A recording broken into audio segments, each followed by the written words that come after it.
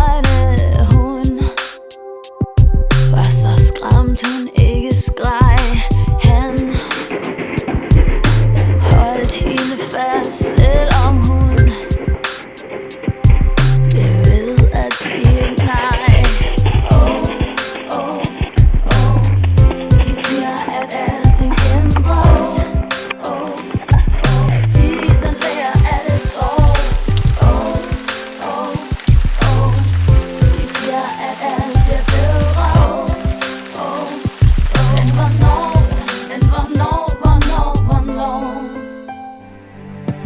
Udenpå kan ingen se det, men det ligger indeni.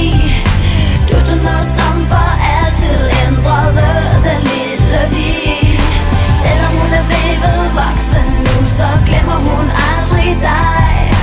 Tag mit ord, jeg ved det, for den lille pige var mig. Hun gik med det alene, og hun græd.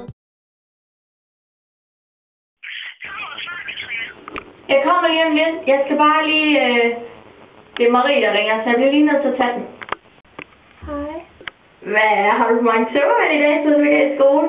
Og hey, var ham der fyren sød, du tog med hjem?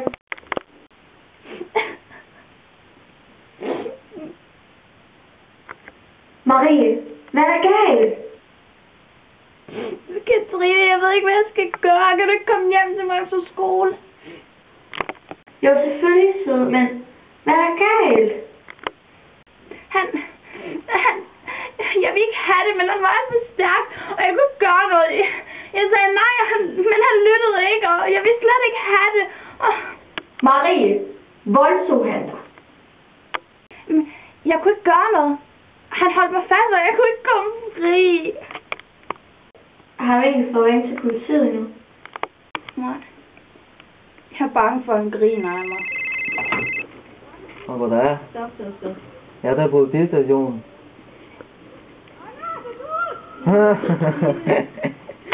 Nej, selvfølgelig griner han ikke af dig.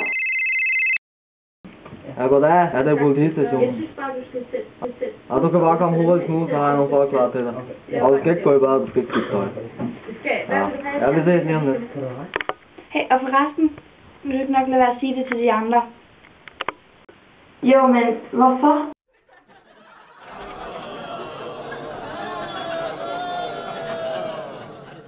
Ej, det kunne jeg så ikke sætte på, men selvfølgelig skal jeg nok lade være med at sige det. Tak. Hun troede, hun var voksen nok, men